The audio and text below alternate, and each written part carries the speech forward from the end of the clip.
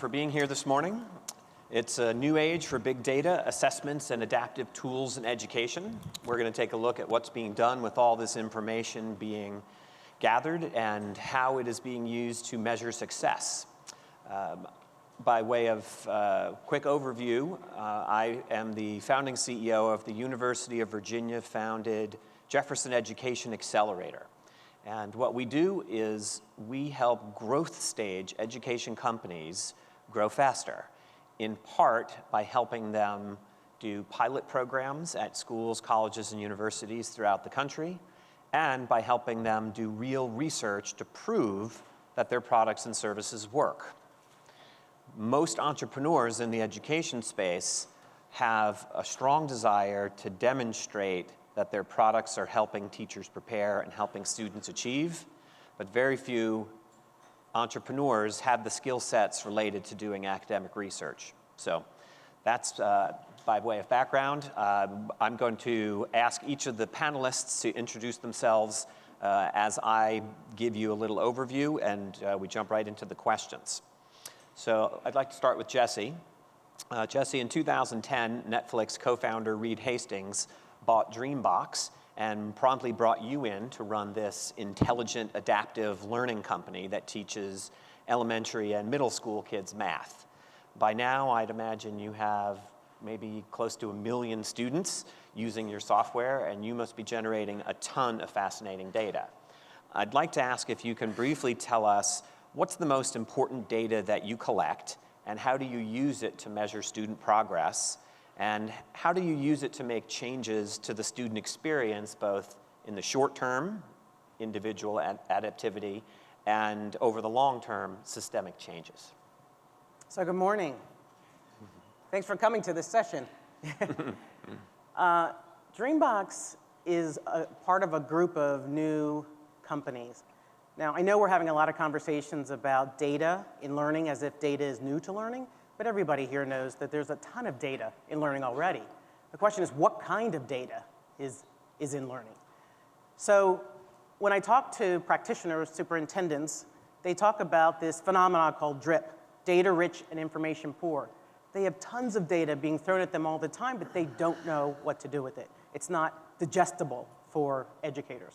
So what we do at DreamBox is we focus on data about how the child is learning while they are learning. We are really focused on mistake analysis. So we use intelligent adaptive technology to understand how kids are thinking by observing how they solve problems. We want to understand why they're getting things right and wrong versus like a multiple choice that really measures that they get something right or wrong. So as an example, if I were a second grader in DreamBox and DreamBox was trying to figure out how well I was grouping numbers, it might ask me to use a virtual math rack to build a number. And my colleague next to me, a second grader, would be asked to do the same thing.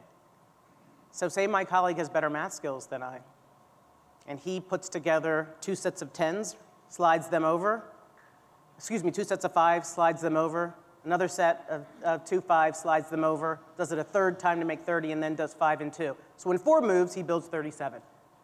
He submits his answer very quickly, confidently, and he's ready for the next challenge. I, on the other hand, take 37 individual beads, and I move them over. Should we have the same next lesson? Probably not. So what we do is we customize the learning experience dynamically, continuously, real time, while the child is struggling with a problem or figuring out a problem. And we modify the lesson both within the lesson and between the lessons, which is why we call it intelligent adaptive learning. So to your question, we give this information not only to the student, but to the learning guardian. So the learning guardian, be it parent or tutor or teacher, will get insight as to why the child is getting things right or wrong, how they're solving problems, how they're thinking. So the data that we collect is a more creative approach to get richer, newer information about the learning process by studying mistakes kids are making dynamically, moment to moment. Fascinating. I imagine that information can be very powerful over the longer term to help teachers, because once you understand that a certain subset of your students are making that mistake, next time you teach grouping, you can start off by reminding students that if you find yourself wanting to put every individual one over, you should think bigger, and that can improve the lesson. So in the short term, a teacher who has 25 kids in the classroom with a learning spectrum from your high level to my low level, how does she conduct her class effectively to personalize learning? Even the best teacher with the best resources in the best circumstances can't customize learning for 25 kids. But if that same teacher had insights about those 25 kids and knew that there were 5 that were about the same level as I and 3 that were at the same level as my colleague, then that teacher might rotate, organize us into groups intelligently, rotate us, and then deliver a narrower live instruction that has higher impact for the kids. It's all about moving data from a label of what you got correct to data that gives you insights about how you're thinking, rich thinking. Paul, let's talk about delivery of content. It used to be that content was decided on sometimes years in advance in the form of a textbook adoption, and it was delivered in one large chunk with a thunk on your desk at the beginning of the year. And Unbundled now creates streaming content delivery systems that focus on micro content. Can you tell us a little bit more about how that works? Sure. In fact, what we do is a segment of what Jessie just described. It's the micro content segment of that learning. And the mindset shift that we've done at Unbundled is to think about the micro content as if it's a person, which really doesn't sound right when you hear it, and doesn't really sound right when I say it. But it's important to think of it that way, because you've got all this big data. And I did a teaching fellowship in New York City, so I got to see a lot of the big data that New York City has. And they've done a wonderful job in making that data publicly accessible in a very open format, sort of all you can eat. It's all just up there, you can take it.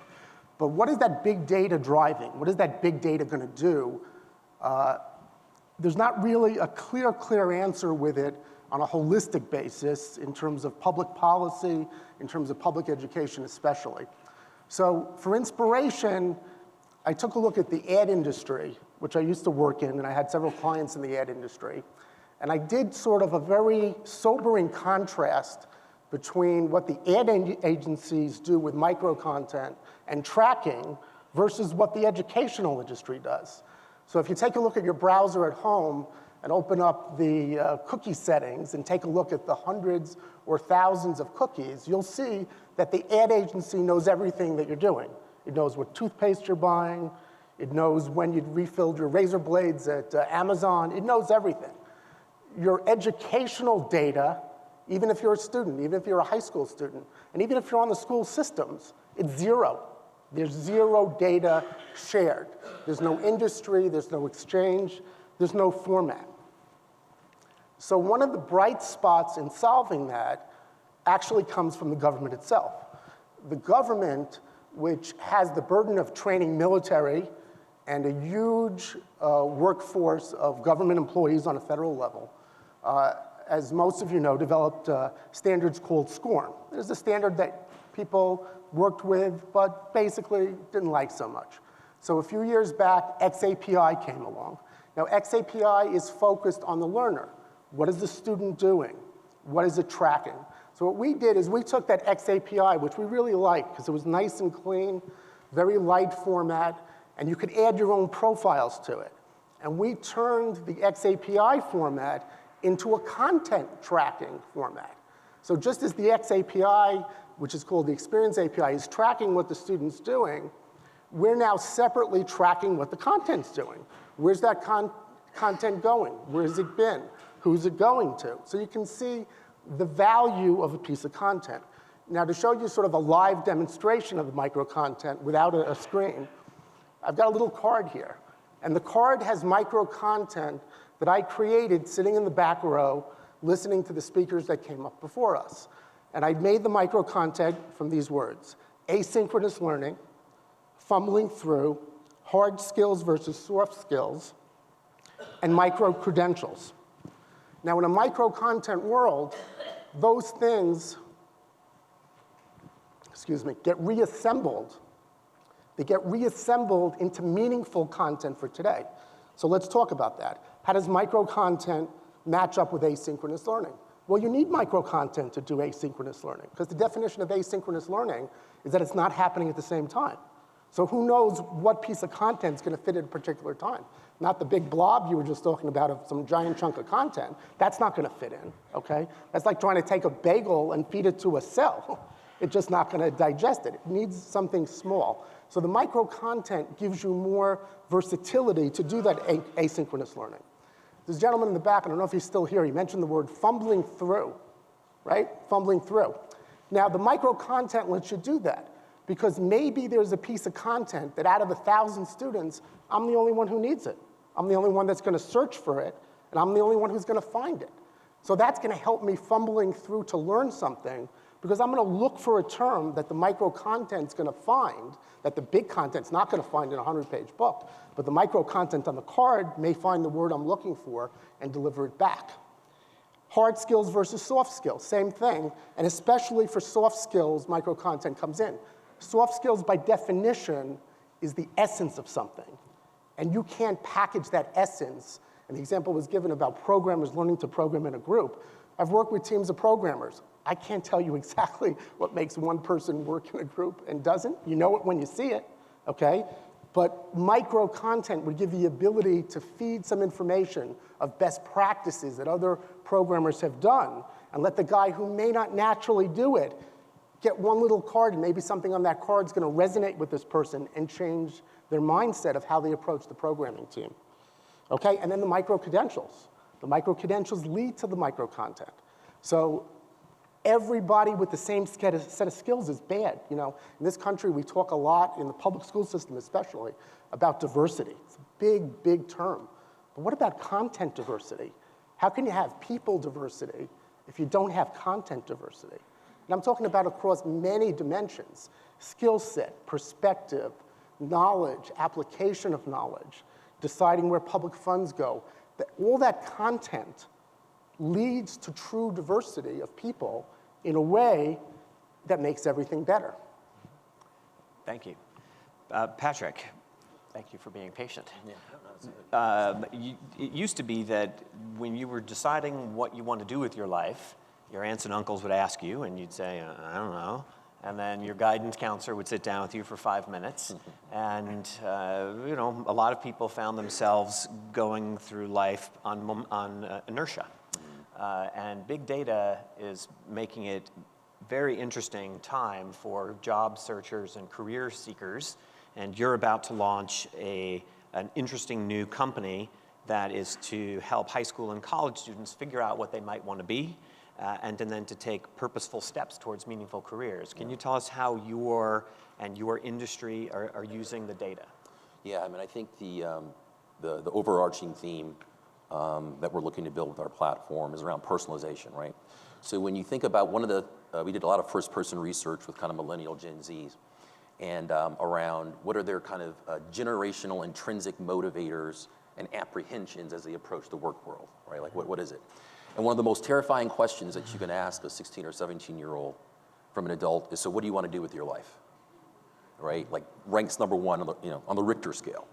Right? Because at some level they feel like, based on the whole pathway that they've been taught to learning, that they're supposed to know the answer. Right? What all of us know out here is that where we started from, perhaps with an intention of what we thought we might want to do, we're probably far afield from it. Right? There's any number of variables: a book you met, a girl you met on a date who moved out to Las Vegas. I was talking to an Uber driver the other day. How'd you end up in Las Vegas? Well, it's this girl I met, and then I ended up out here. And then so there's all those kind of things that are kind of serendipitous. And so then when you look at the infrastructure of guidance counseling or universities, what you find is that the scale available for personalization is almost zero, right? Because I don't have any insight about Jessie or Paul. I might know that what her GPA is. I might know that she generally likes a certain area, but I don't really know how to help her kind of curate proactively and systematically, well then what are those options? So we basically, our mission of our platform, right, being very sympathetic to this generation is our goal is to inspire, empower, and equip students, 16 to 24, to find the passionate and purposeful career of their choice, right? And it's almost the equivalent of LeBron James 4 or 5 years ago sitting up for the world and saying, I'm taking my talents to South Beach, right? How do we help kids kind of own what their passion, talent, their aspirational sense is and say, I'm taking my talents to South Beach. Where is that? And then what set of relationships at the educational level, at the experiential learning level, what set of things do I need to kind of help me get there? So that's kind of the context. And what kind of data are you collecting and using? So the next transition, as it relates to the last conversation we had up here, is so what is talent, right? Right now we use proxies like GPA, we use proxies like maybe the school you go to, but we know empirically those have very low predictive value in terms of where someone lines up. So what we've done is we basically evaluated about 90 different assessment tools, and we uncovered a piece of technology that we've acquired the rights to. And basically what we're doing is the technology kind of unbundles the most predictive personality and cognitive background and culture traits that lead not only to fit in terms of, you know, personally, do I like this, but also leads to high performance. So we can tell you that based on your talent index, that you have a compatible index for high performers for more than 200 different job roles. So we can introduce at the job role level something to a student that says, listen, based on your index, even before you've gotten the degree, even before you've made the decision about what school to go to, that says your talent index looks like a top performing business analyst. Well, what's a business analyst? Well, then we're able to serve up to them business analysts have different roles across different industries. Well, which industries? And then across those industries, here are the companies that hire.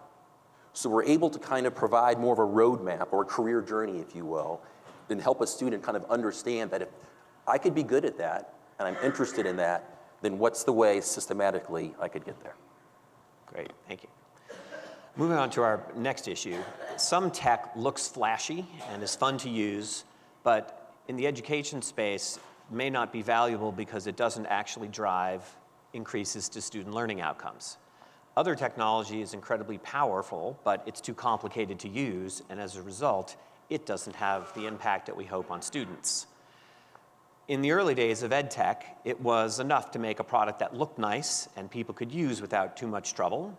But in the last few years, school leaders and parents have become increasingly sophisticated and are more demanding for evidence of what works.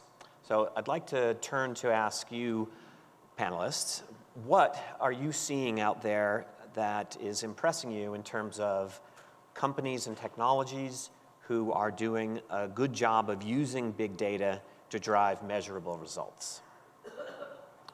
Any order? Yeah. I'll say because my background is not education, I'm a consumer kind of marketing person. So when we think about the consumer models that we're looking at, we look at eHarmony, we look at Spotify and Pandora, because what they're able to do is take real-time preferences on things they know about us, and then recommend, here are not only the old school acts that you may like, that you may have not heard of in the past, groups or songs, but I can also begin to point you predictively to new groups that are coming out. And so if you think about that from a career perspective, if you're 17 or 18 years old, you don't know what it is you don't know. So how do you begin to get a systematic way of discovering what potential opportunities you might like based on some data that you have? So for us, and I'll add one more thing why we use a consumer model, is I mentioned how terrifying that question is. For young people, one of the things that we're also doing is making the process fun, right? When we survey students even at the university level, I know universities have a lot of kind of institutional tools and academic ways they try and deliver this kind of academic process. I think kids are used to a level of personalization that is more directed by them and is more fun. And so that becomes a very important way when we think about Tinder versus Match versus eHarmony that's out there. What's the experience that keeps people engaged in there? And then how is that data being used even passively while they're acting on that platform to then be able to recommend things to them down the road? I mean, it seems to me that the power of big data is in its smallness. So to the extent that we can capture micro information, moment by moment, dynamically and continuously, to give you insight into what is happening, that's where the power and the promise is of big data. It's in its smallness.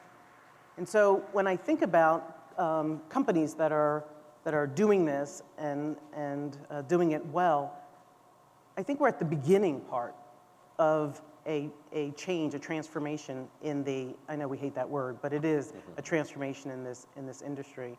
And I think one of the reasons is because we are learning from the private sector, from all those companies and others that have built technologies that get to know the user through use.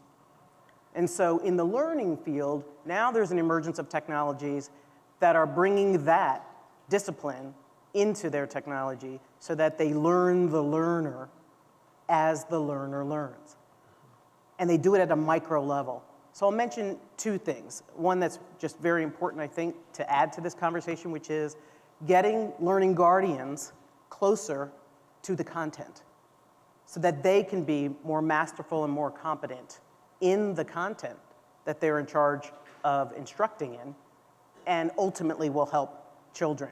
So I think there's a lot of conversation about what we're doing for individual learners, grade school all the way to college, but there isn't as much conversation about what we're doing for learning guardians.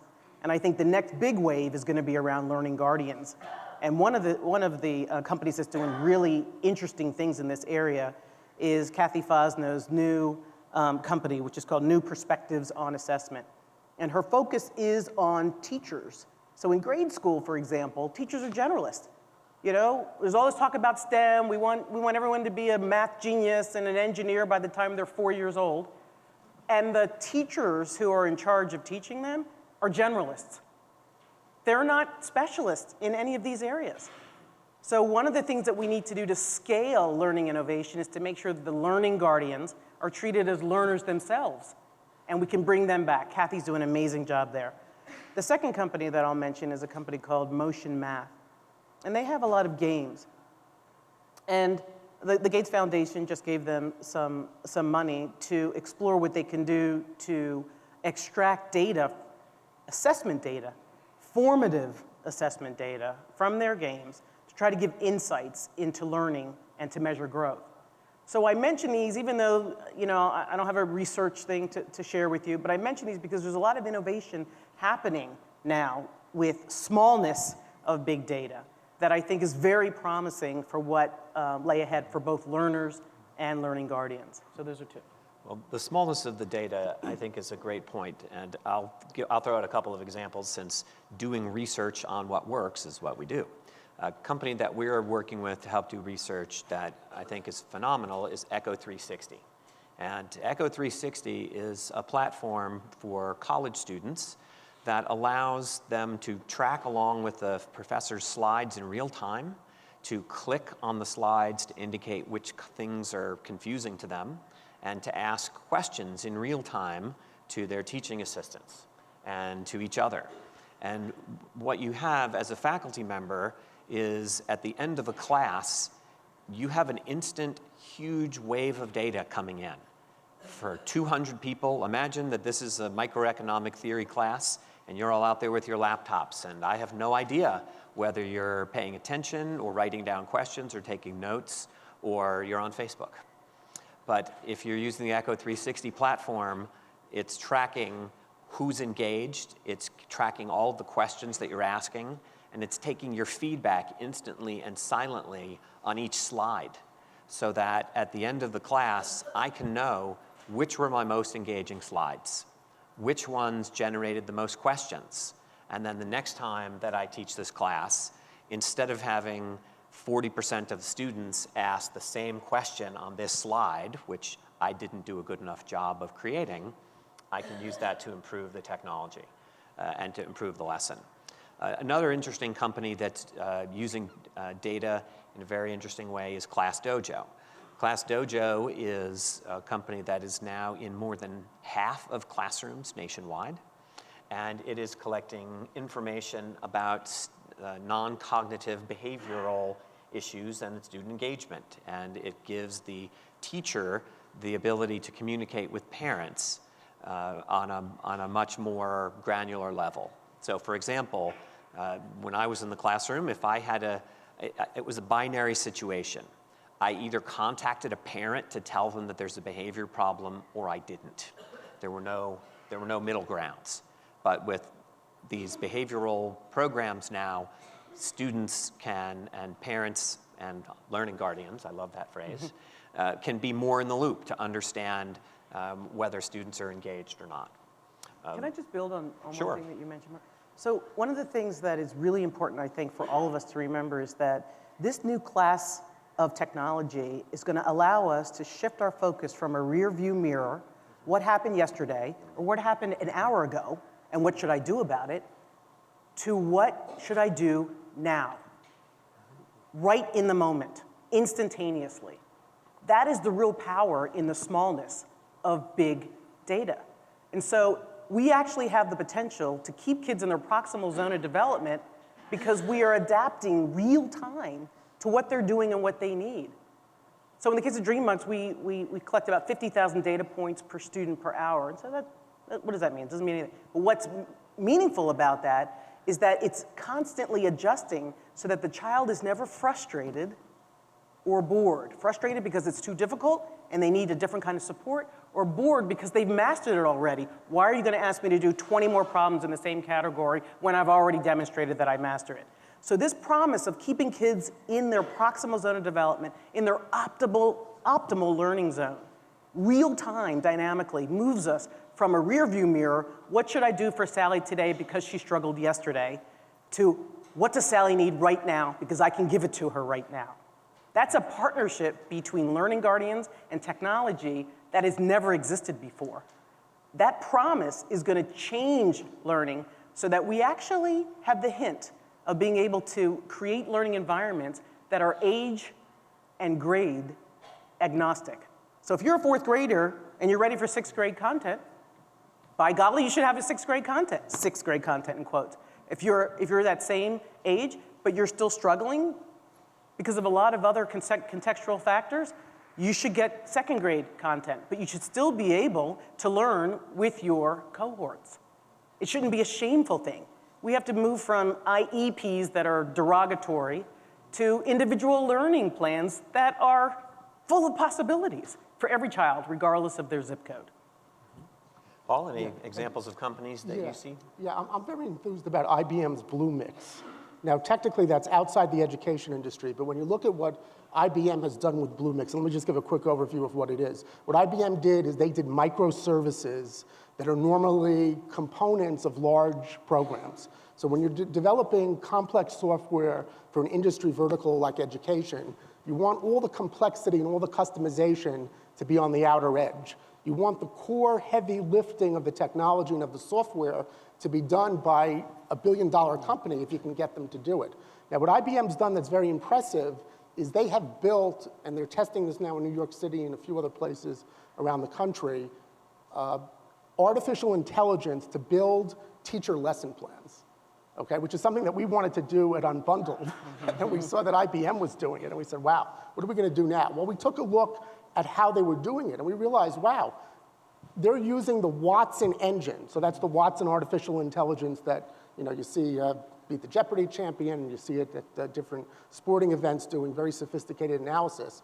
And they've taken 13 of those Watson components, probably out of hundreds or thousands that's in Watson. They've made them publicly available for a really cheap price per hour. Some of them are like $1.50 an hour to run something. And you could basically take that at any level, whether you're doing it for one school or whether you're developing the kind of software that we're talking about up here, and you could have IBM do the heavy lifting for you to do things like breaking down the content, do an analysis, all as a microservice. And then you could say, hey, what do I need to do that's not as generic as these components? And you say, okay, I'll let IBM do that heavy lifting on the inner core, and I'm going to do this on the outside core and customize it. And the benefit is it's one less thing to worry about, because the biggest thing about all this stuff that you'll hear at any technology conference, whether it's education in any industry, you can create it, but can you maintain it? Can you maintain it for 5 years, for 10 years, for 20 years? That's a pretty tall order. So if you're customizing, it's good to offload some of that to industry standards, to the big guys who are going to do parts of it as a service, and then do your customization around the edges of it. So we may have a couple minutes at the end for questions if anybody wants to think of them. I'd like to move now to talking about the future and what are the most promising emerging or not even yet emerging technologies that are hopefully going to be adding value.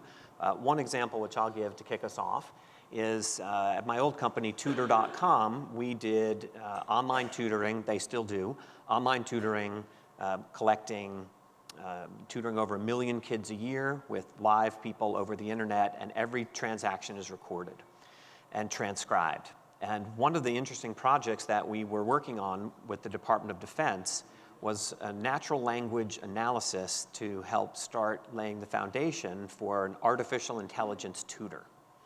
And in working with the Department of Defense's researchers, what we learned is that data that we collected about our students and their live human tutors that was very valuable was all of the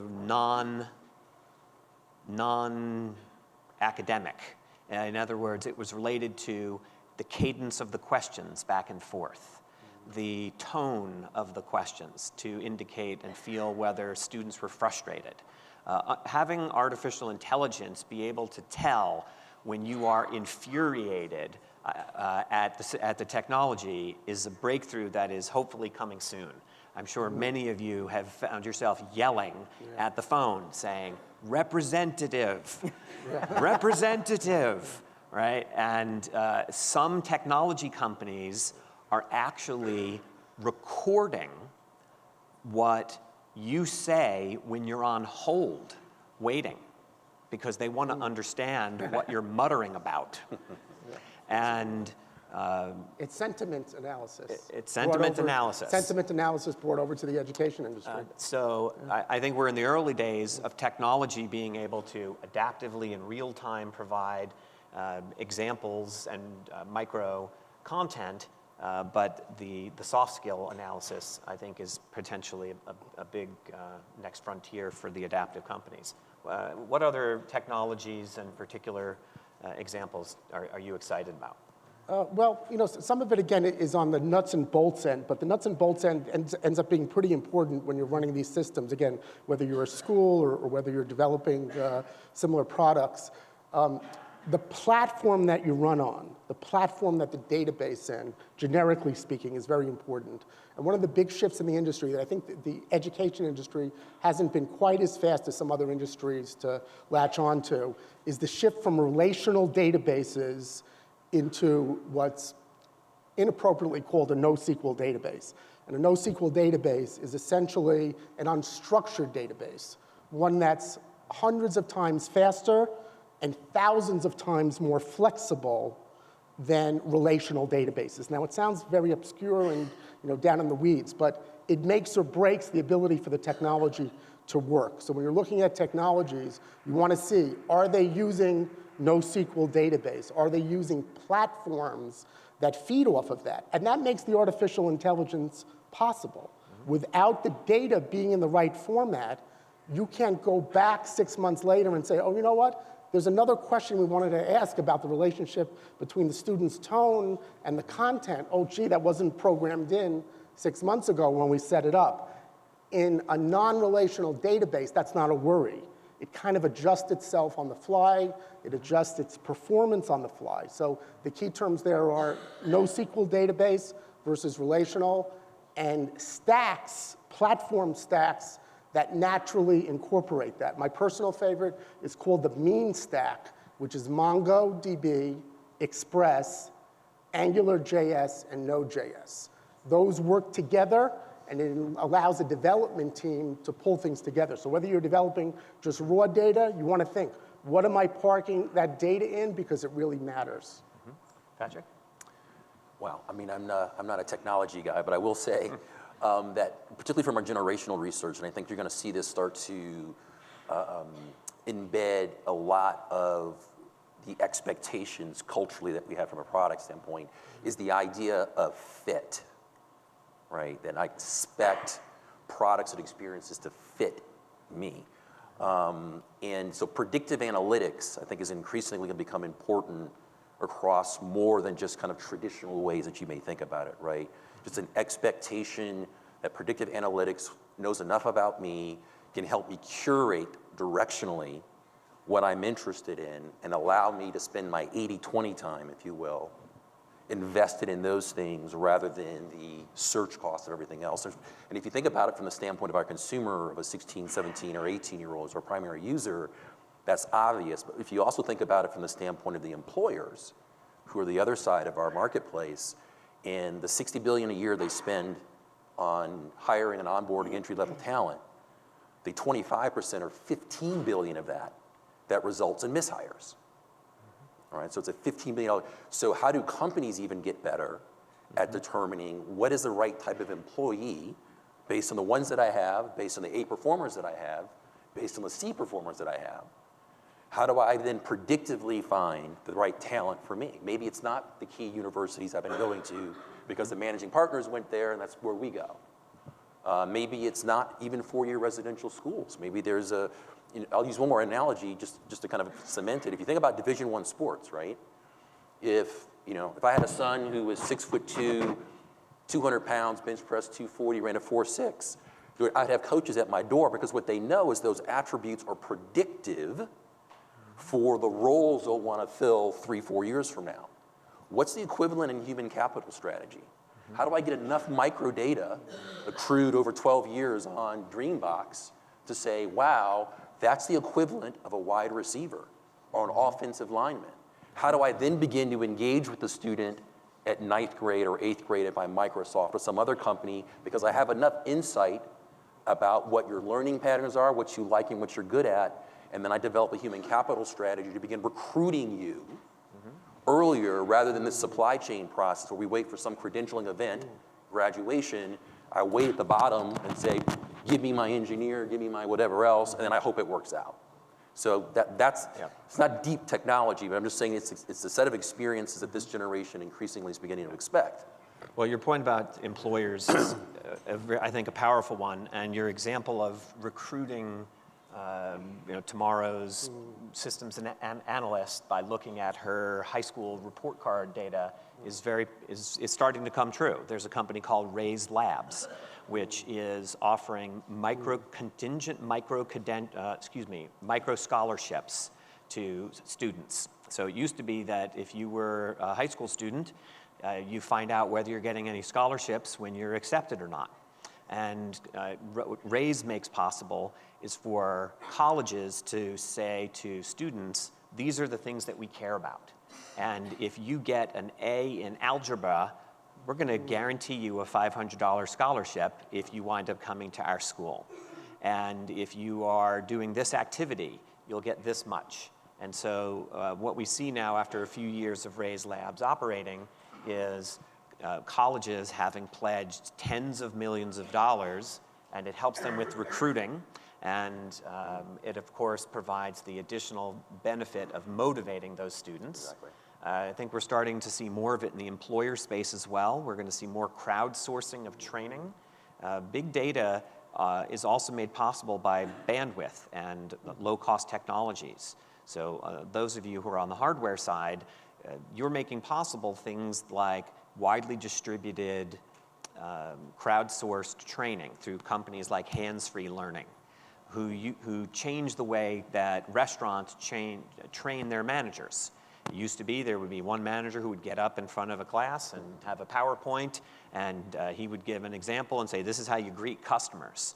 Now, chains of restaurants are having 800 or 900 restaurant greeters watch a 5-minute video and then record their own greeting, and then the system randomly distributes those 30-second greetings, 900 of them, to all the different people, and then people can vote, and suddenly you've got great examples sourced by the crowd, and it's less top-down. I think we have time for 1 or 2 questions. Carrie, anybody out there? Definitely. Anyone have a question? In the back Here we there? go right here.